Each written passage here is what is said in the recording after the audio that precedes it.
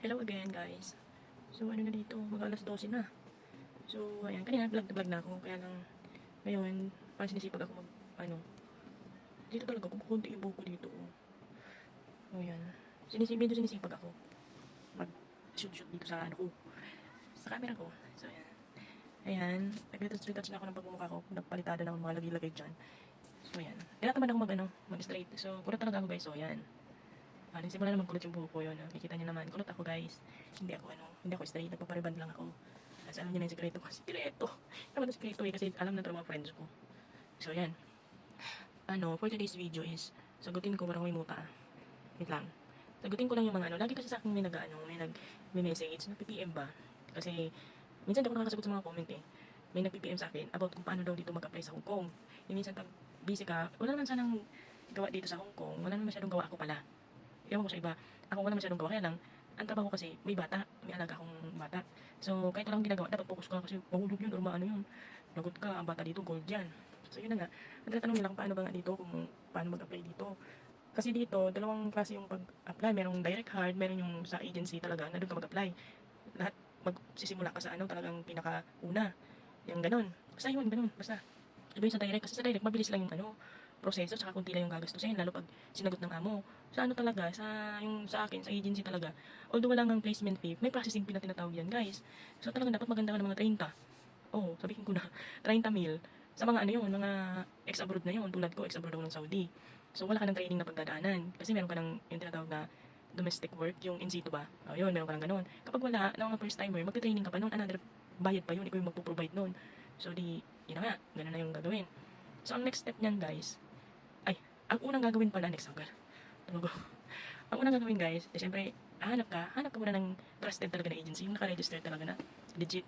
Yun. Kapag hiningan ka ng placement fee, kasi wala naman ng placement fee dito sa Hong Kong, hindi tulad noon pa, meron. So yun, wala na. Passing fee na lang, ikaw na talaga yung mag-ano, na mga aanuhin mo. Ikaw yung hawak ng pera, ikaw yung magbabayad. Hindi na hawak ng mga sa agency, mga staff o Basta yun, ganun.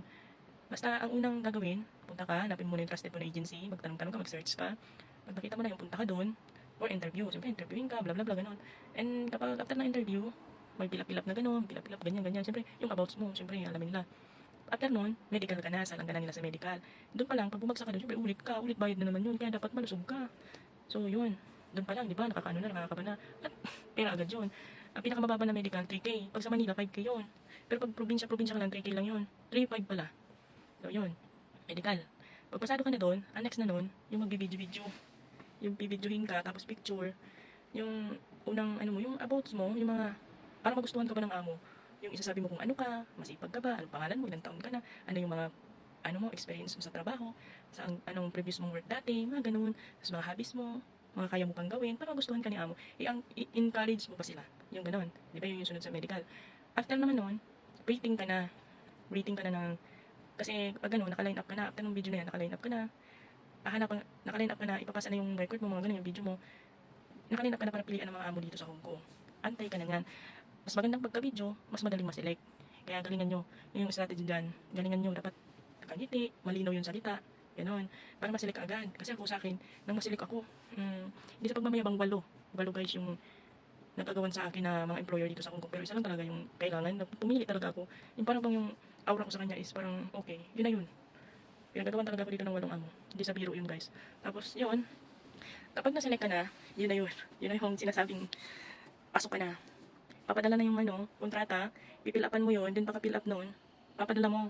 Gagastos ka na naman ng pampadala sa DHL yun. Excuse me na ako, pinakalala ba? Padala mo yun dito sa Hong Kong kasi pipirmahan din yun dito ng maging amo mo, bla bla bla, madami, basta ganun. Apat na copy yun eh. Apat na copy yun. Nalala ko parang, di ba dalawa agency natin, agency dito, agency din sa Pinas, sa iyo and sa amo. Kaya apat na copy na kontrata, kulay blue yung kontrata dito guys. Oh, tag-isa yung copy.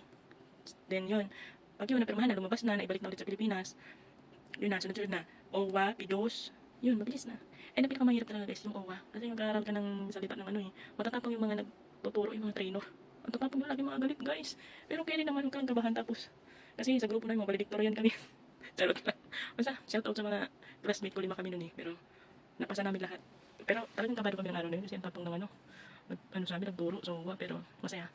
Doon siya yung namin, class namin nun. So yun, pag OWA, naka-OWA ka na yun. And, take note guys, syempre, dun sa sinabi kong 30 mil, 30K na gastusin, hindi pa yun fix ha. Siyempre kakain ka, pamasahe. Ang mga personal mo pang ano-ano. Ayun, basta ano lang yun, estimating lang yun na kailangan mong ihanda. So, yun guys, i-vlog ko na lang para hindi ako pa isa-isa ng ano sa inyo, reply. Ang hirap ha. Ang hirap. Ulit na naman, doon naman sa isa. Ganun din yung sabihin ko, panoorin nyo lang itong vlog ko tapos pusuan nyo na din. Guys, ang hirap mag-vlog ha. Grabe kayo ha. Lagi lang kayo nag-view pero hindi kayo nagpupuso. Wala kayong pakisama. Charot. Basta yun guys ha. Yun lang naman. So, parang may idea na kayo. And then, pray pa din kayo dad para maganda yung smooth yung lakad yun ng ganyan. Yun lang.